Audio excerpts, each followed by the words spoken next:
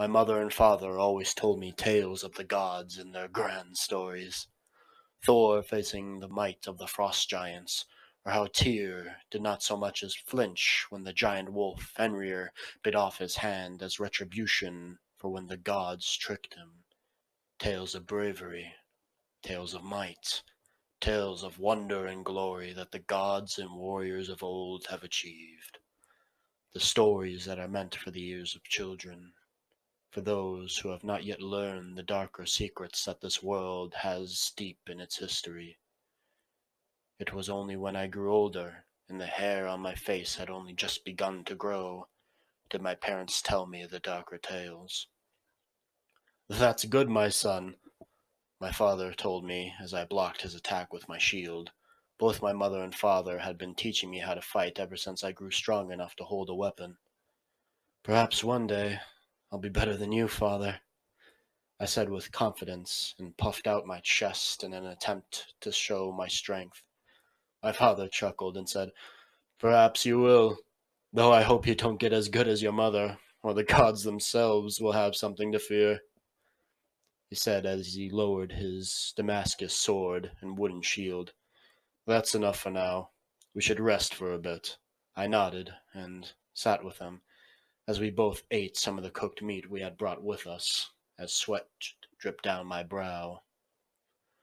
I swallowed the bite I had taken before asking my father, "Could you tell me the tale of Thor and Loki encountering the giant Utgard Loki again?"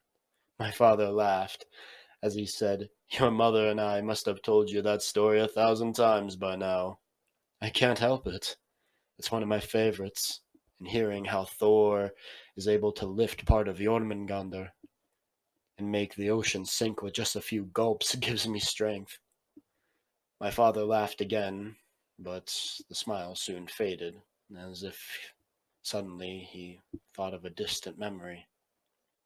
"Son, those stories are good for when you're a child, and it's good that they inspire you.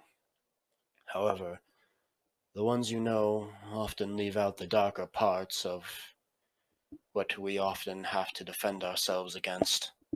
I looked at him confused. "Father, I already know about the monsters of this world." "Yes, you do, but you don't know how they truly are.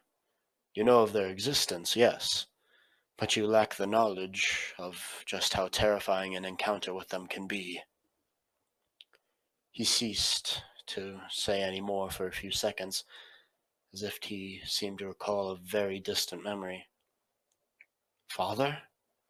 I said, as I saw his mind drift. He shook his head slightly, as he snapped back to this world.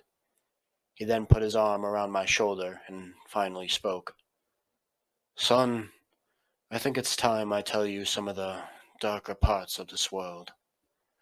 I felt his hand tighten, as if he was trying to protect me from something. "You told me many things on that day. You told me why the Juntar are so terrifying, as they have the strength that rivals that of the gods, and if they were ever to kill the gods, humanity would most likely end. Or how if Jormungandr ever let go of his tail, that it would be the beginning of Ragnarok, the end of all things. But for some unknown reason, the thing that stayed with me the most out of all the things my father told me on that day was the Draugr. The Draugr used to be people, just like anyone else, full of life with their own wants and needs, but now they are trapped in a state that is not quite life, but also not quite death. These undead are husks of their former selves, as they have decaying skin that can be seen peeling off and exposing their bones, and those that still had their eyes often glowed an icy blue. I shivered as I heard this and asked my father, "How do you know if someone will become a Draugr after they die?" He told me that people who were wicked or overly greedy could become a Draugr, such as those who hoarded the spoils of a raid all to themselves, or let their fellow man starve while they have a full belly. It only makes sense that a person that wicked and greedy enough to do that would also be greedy enough to stay in this world when they are supposed to pass on to the next. If you ever see a corpse that is not laying down on the ground, then make sure it is dead, my son, my father said. If it is not, then it could possibly be a Draugr, resting or playing dead. My hands began to shake at this point as my father finished with, "They are angry that we get to live while they have to die. And with their infinite greed, they wish to take the lives away from those who still have it." After that, we finished our food and went back to training, but I couldn't get the image of the Draugr out of my head. And I think my father realized this as he stopped our training earlier than he usually did. He told me that he had never personally seen a Draugr, and that people around here know the myths and are not foolish or greedy enough to become a Draugr. This put me at ease slightly, at least. That night, I was sleeping quietly in my bed. The animal fur blanket was soft and warm, shielding me from the cold air that was howling outside. In the infinite darkness of my sleep, however, I heard a soft, elegant voice speak to me. "Your father is right." I couldn't move or speak as they continued. "Beware the Draugr, for they are tied to your fate." As soon as she finished speaking, I felt what seemed like a hand touch my forehead. Suddenly, I was outside of my village, but I was not in my own body. I was taller and older. It soon came to me that I was seeing from the view of my father. I must have been. But everything was burning. The sky was a smoky black, and red as well as embers drifted in the air. I looked around, and that's when I saw them, the Draugr, ripping people apart. I saw them fighting back. I saw the people trying to fight back, but they would soon be overwhelmed by the sheer number of them, as they were endless. Limbs were getting torn off, heads smashed, and organs ripped out, as I realized I had no control over my own body. Against my will, I looked towards the sea and saw a boat of people that all had blurred faces, as they reached out for me as if they wanted to take me with them. I then yet again turned around, and all I saw in front of me was a pair of those icy blue eyes directly staring into mine.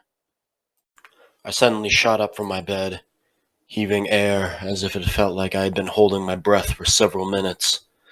Sweat as cold as the ice on the frozen lake flowed down my cheeks and dripped onto the floor. For a second I could hardly tell where I was, or even who I was, as my eyes darted around the room as I tried to spot the Draugr that had been seen in front of me. However, there was no Draugr to be seen. Had it all been a dream? It felt so real.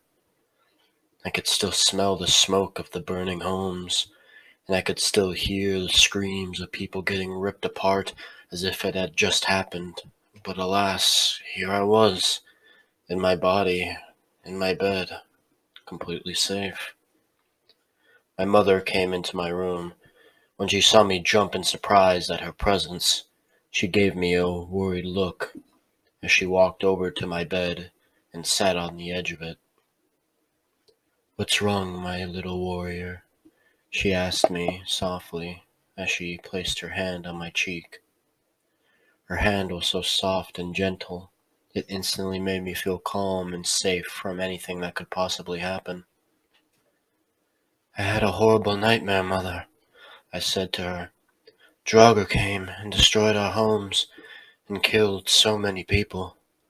There were people with blurred faces who were reaching out to me as well, but I didn't know what they wanted," I said as I hugged her tightly, finally feeling like I was safe as she also put her arms around me. "Don't worry, my child. If Draugr ever came here, your father and I would protect you."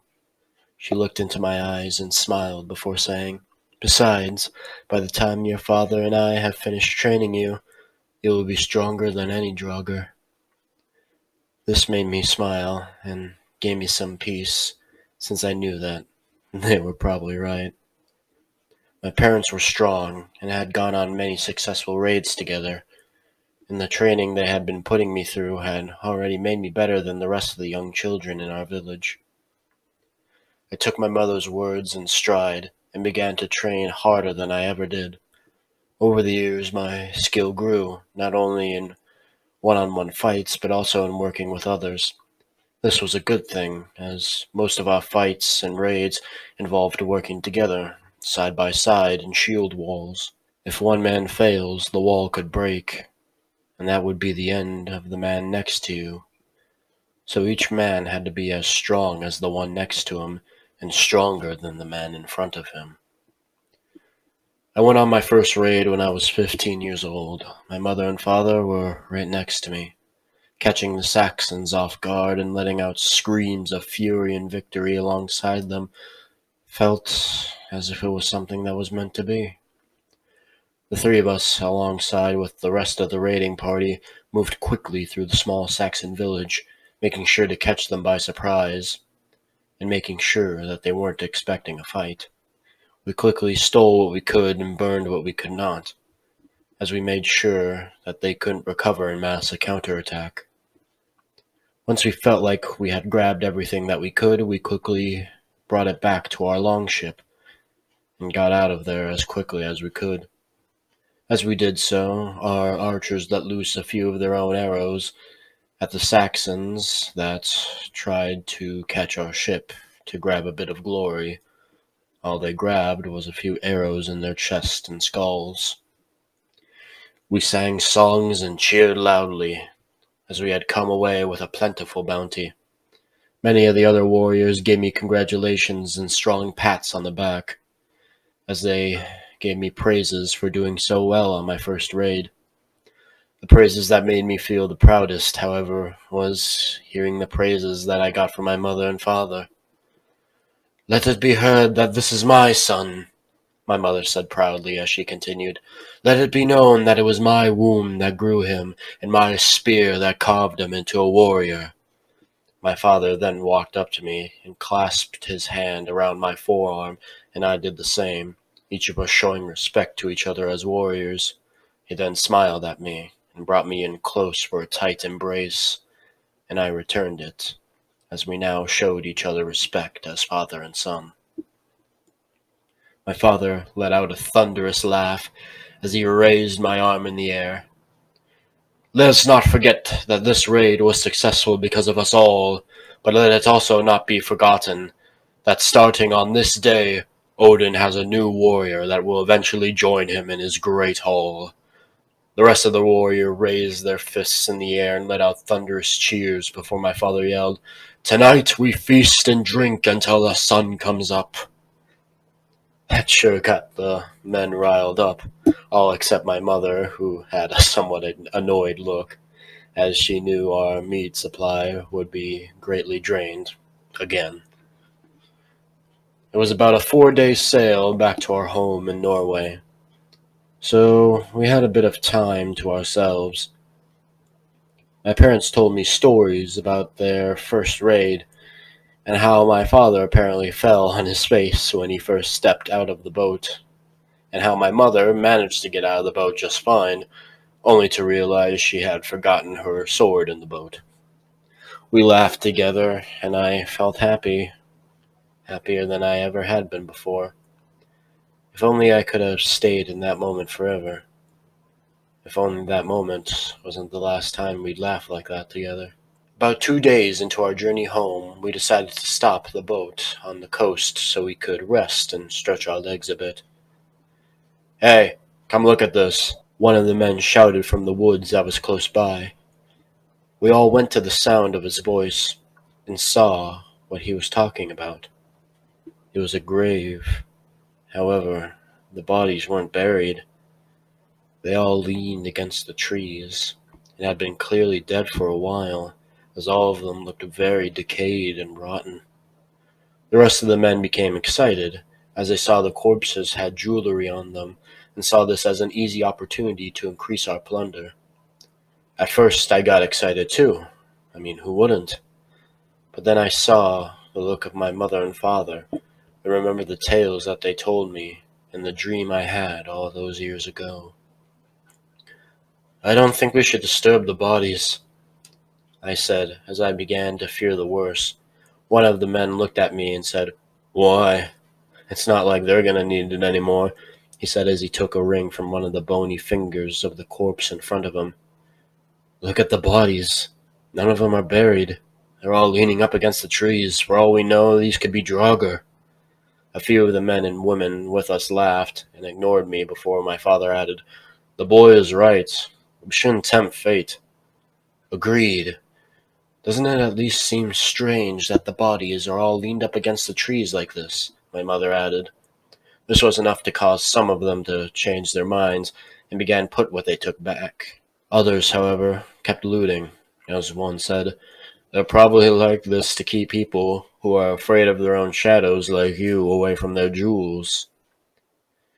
I still thought it was all too strange. I was about to chime in and add another point, but that's when I heard a scream.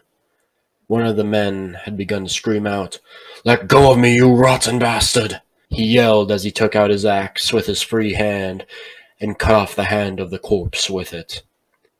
He fell back as the corpse let out a deep, low groan. As its bones began to creak, its head began to move slowly and stiffly, as if it had not moved in years, before suddenly letting out a loud snap as it looked forward with a pair of icy blue eyes. "What in Odin's name?" one of our men said as they witnessed what was happening before their eyes. Soon more screams were heard, as more and more the corpses began to wake up one by one.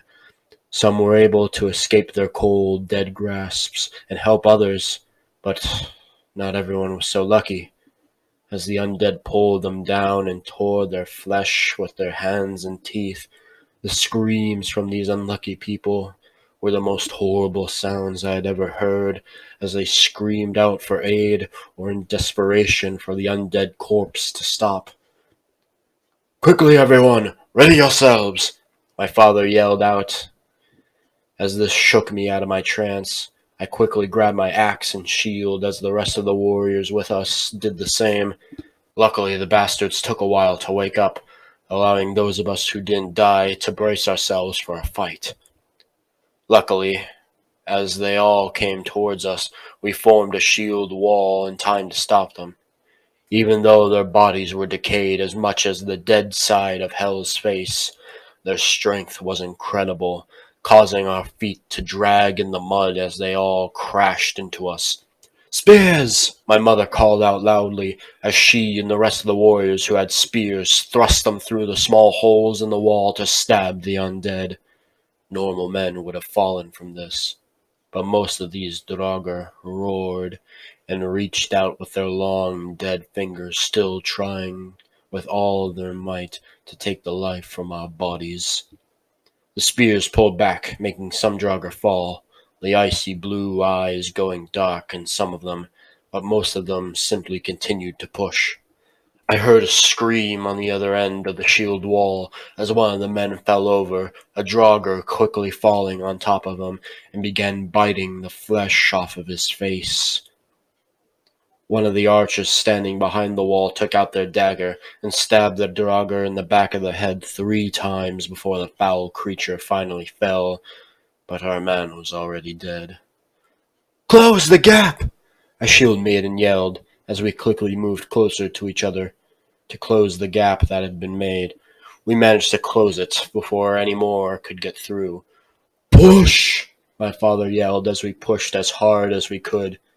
It was like trying to push a mountain, but we managed to start driving them back, as my father then yelled out, "Archers!" The archers in the back of the wall went on the shoulders of some of the others, so they could clearly see over the shield wall. They pulled back their arrows and let them loose, hitting their targets as the Draugr that had pressed its face right in front of me suddenly found an arrow in its eye, making it fall to the ground. A few other Draugr met a similar fate, as their skulls and bodies were pierced with arrows. However, some just didn't fall, or just rose back up soon after falling, and they just kept attacking. "This isn't working," one of the men said, and then continued, "We can't permanently keep them down, and more of the dead keep rising up." My father acknowledged this, as he nodded and came up with a plan. "Archers, wait for my signal," he called out, as he had everyone lock their stance before telling us to push out our shields to knock them back before having those with spears impale the Draugr. My father then quickly called the archers, who let loose another volley. We used this opportunity to back up and get closer to our boats. He repeated this process twice more, but at the cost of two more of our men. One fell just like the previous one, and the other was overwhelmed as three Draugr focused directly on him, trying to make a break in our wall. We quickly dispatched of these as they fell over, and we repeated this process for 3 times as we closed the gaps. This allowed us enough time to finally get back onto our boat, the archers covering others as they fired at will, dropping a few more Draugr as they did so. Me and the rest of the men quickly pushed the boat out deep enough so that it could sail before we finally got in. "Get us out of here!" I yelled as everyone quickly began to paddle. I started to relax slightly, but then I remembered the dream I had so long ago, and that mysterious voice showed me a vision of Draugr attacking my village. That didn't happen. That's not what this attack was. Did I change my fate? Or was there something even more terrible coming on the horizon? The next 2 days of sailing were quiet. The once loud cheers and songs had faded, as everyone was now filled with a heavy sense of dread. Even though the men with me were all battle-hardened warriors, they had never seen something as horrible as what they had witnessed today. They had never seen their friends get their faces eaten off right before their eyes, or their friends get ripped apart as if their limbs were as weak as rotten wood, and none of them, had ever seen a corpse rise up from the dead. When they die, they stay dead. When you are stabbed or hit with an arrow, you fall and die. Why weren't they dead? I heard a man say quietly to himself, as he simply could not understand how the enemy that we had faced could have possibly existed. I knew the feeling, as my childhood fear had been made manifest. My heart began to race and pound so hard that it felt like it was going to explode out of my chest. I felt my hands and legs begin to shake as images of those eyes, those cold, dead, icy blue eyes, seemed to stare directly into my soul and destroy me from the inside. I felt like I was about to go completely mad before I felt a similar hand softly go on my shoulder. The feeling felt familiar, calming and soft. The same hand I would feel after waking up from nightmares as a child. It was the hand of my mother, slowly calming me down as she always did. I felt myself slowly begin to calm down as I saw her face. She had a look that said, "Everything will be okay." Hardly any words were said for the whole 2-day journey back to our home. My father said nothing. He was in deep thought, as if he was pondering what we should do next, or what events will now transpire because of what we had unleashed on that day. We eventually arrived back home. People cheered as they saw us return, but we did not return their cheers, and instead gave them looks of regret and shame, as we have possibly brought doom upon them all. "What's wrong?" Someone from the crowd asked as they began to notice that we did not share their joy. You all look half dead. The statement sent a wave of pain through the hearts of us all. An evil has awoken, my father said, as he drew everyone's attention to him and continued, an old evil, an evil that has been around since the first people were created. The Draugr are coming. As soon as he said that word, everyone's eyes focused on him. Some had looks of fear and terror, some in disbelief, and some in doubt. Please, if you wanted to play a joke on us all, you could have come up with something better. A few of the others chuckled, as they also thought that it was some kind of joke. My father, along with the rest of us, gave him a glare of pure seriousness. We would not joke of something like this, my mother said, and then continued. We disturbed a group of Draugr by mistake. We lost a few, but managed to hold them back long enough to get back to our boats. My father nodded, confirming this to them all, before saying, but we didn't kill them all. They are angry for being robbed and disturbed, and in their infinite greed, they will not stop until they have found us and satisfied their revenge. Their faces instantly paled. Do not fear, my friends, my father said, as he addressed us all. We are proud warriors who have fought countless battles time and time again, and we will face this enemy like we would any other. He said, as one of the women in the crowd interrupted. But we have never faced a foe such as this. Not one who is in between life and death. These foes will not flee in terror or try to save themselves from us when we attempt to take their undead lives. My father turned to face her and addressed not only her, but anyone else in our village who had doubts and thought it was hopeless. You speak as if we've always known our enemy, as if every time you fought you knew exactly what it would be. He looked over and pointed at a man before saying, Bjorn, did you flee when 3 angry wolves attacked you, just because you did not expect to fight wolves on that day? My father asked the man with a powerful voice. Bjorn smirked and stood tall, as he said, No, I held my axe firmly in my hand and slew all 3 of them by myself, he said proudly.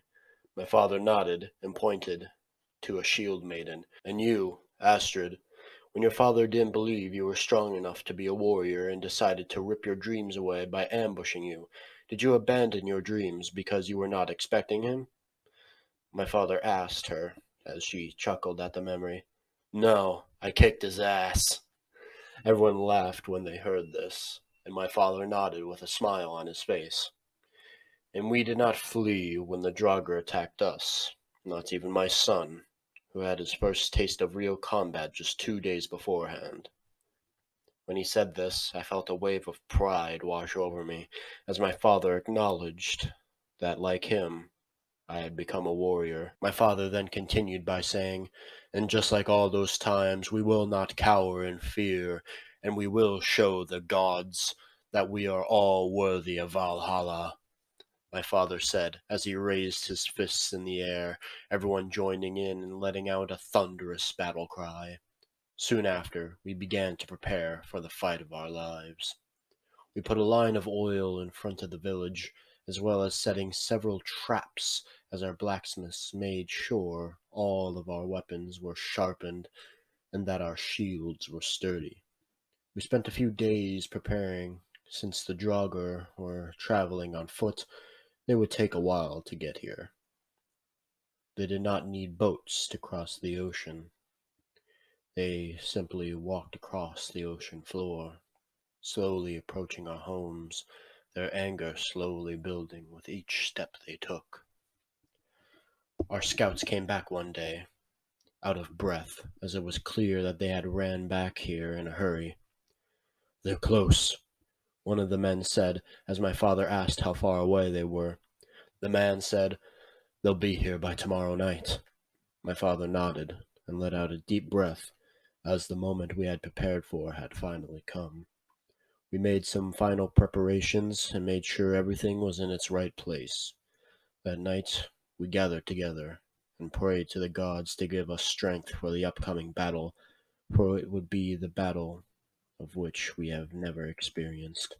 Some of us, including me, got our faces painted, and those of us who had chosen to put grooves in their teeth had filled those grooves with red dye, making it look like their teeth were blood-stained. We did this as a way of intimidation, though I doubt the undead would be afraid. However, it kept our wills strong. We then gathered outside the entrance, as those who were not warriors or simply too young to fight took a few boats and sailed to a nearby island in case the worst happened. My father and mother stood next to me and calmed my nerves. I was here with them, like I had been since I was young. With them by my side, every fear I had receded like the tide upon the shore, and I felt as though I could take down the gods themselves. My mother softly put her hand on my shoulder, calming me as she had before. This time, however, she said no words, but simply gave me a nod and a smile. I smiled back at her and readied myself for what was about to come next. I heard loud groans coming from the woods outside our village, groans of desperation and rage that seemed to bellow from the depths of the bottomless pit of anger and despair.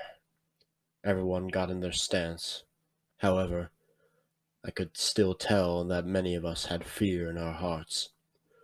"Remember who you are and what you're fighting for," I said as all of them turned to me, including my mother and father. "Show the gods what you're worth," I said with a confident smile on my face, and my parents gave me one back as we saw the Draugr slowly coming over the hill. They looked at us with cold, icy blue eyes. Their exposed bones creaked as some of their jaws unhinged and let out an ear-shattering scream that bellowed through the woods. Not to be outdone, we let out a loud battle cry as we formed our shield wall. They began to move toward us. Now that they had been awake, they were able to move much faster than they did before. Some at a jogging pace, but some running as if they had been trained to do so all their lives. "Now!" my father yelled, as the archers that were standing behind the wall let loose arrows whose tips glowed a flaming orange, and when they pierced the earth, a wall of fire erupted from the ground. The Draugr let out screams as some of them burned away, the blue glow of their eyes slowly fading as they fell to the ground. However, many of them continued on, some managing to get through before the fire could fully envelop them, but the others pressed on, seemingly ignoring the flames. How greedy could they have been in their lives that they could survive being covered in flames? The archers continued to let loose their arrows, managing to pick off a few more of them before they crashed into us. "Hold steady," my mother said as she jabbed her spear into one of them. They pushed harder this time, as they were more determined now to destroy our lives, the lives that they no longer possessed. We tried our best to hold them back, but our feet began to get pushed back as more and more of them piled in. The horde eventually stopped coming, and once the last few piled in, my father yelled out a command, and that's when the rest of our horde came. Loud roars came close by, as if a family of bears had begun to charge, as I suddenly saw a Draugr get picked up as if it was weightless and slammed onto the ground. These were the rest of our warriors who hid behind the trees until now. They took the undead bastards by surprise and managed to help us turn the tide of battle. One of our berserkers swung his massive two-handed axe into the waist of the Draugr, splitting it in two. It was not yet dead, however, as it crawled to me and grabbed my ankle, but before I could finish it off myself, the berserker swung his axe right down the middle of its head. Before I could thank him, I began to smell smoke from behind me. I quickly turned around and saw that some of the houses had been set alight. A few Draugr had gone around and came out of the ocean. They had tipped over the small pots of oil the archers were using to light their arrows and turned them against us. One of those Draugr seemed to look directly at me and gave me a wide smile that was filled with rotten teeth. The Draugr now began to encircle us as we tried to hold them back.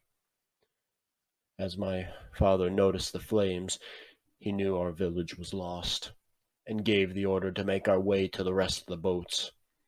We stayed close to each other, covering each other's blind spots as we slowly inched our way closer and closer to the boats.